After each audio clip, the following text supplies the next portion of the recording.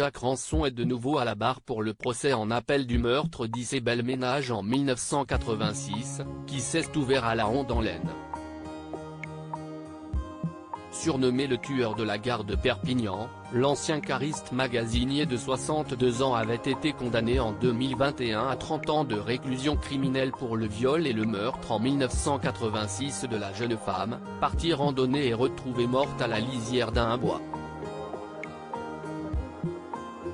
En 2018, comparaissant pour un précédent procès devant la cour d'assises des Pyrénées-Orientales, il était revenu sur son passé.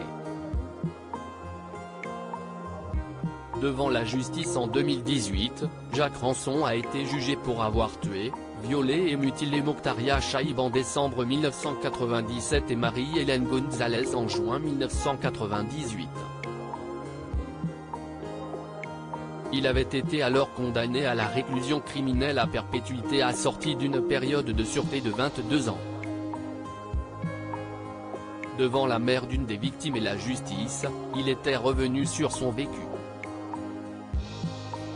Quand j'étais petit, mes parents étaient déjà à la retraite. Le père. Et la mère, elle n'a jamais travaillé, elle ne savait ni lire ni écrire, elle était simplette et mon père était maçon. Tous les jours, il allait à la pêche, il ne s'occupait pas de moi. Il s'en foutait. Il ne m'a jamais frappé, si est ma mère qui me battait. Quand je faisais des conneries. Un jour mon père a voulu taper sur ma mère, je me suis mis entre eux et il n'a plus jamais réessayé. Face à la cour, il raconte son enfance malheureuse, dans une maison de bois avec des parents peu aimants et sans amis, j'étais le pestiféré du village. Son père, mort d'un cancer du poumon, a eu 13 enfants avec sa première femme, qui est morte, puis 4 avec sa mère. Une fratrie qu'il a peu connue, son père mettant dehors ses enfants devenus majeurs et son jumeau est décédé un mois après sa naissance. Adolescent, Jacques Rançon est tombé dans la délinquance pour son goût des voitures, avec un copain, on volait des voitures. On en a volé 48. Si est aussi à cette époque qu'il commet sa première agression sexuelle contre une jeune fille de son âge, 16 ans.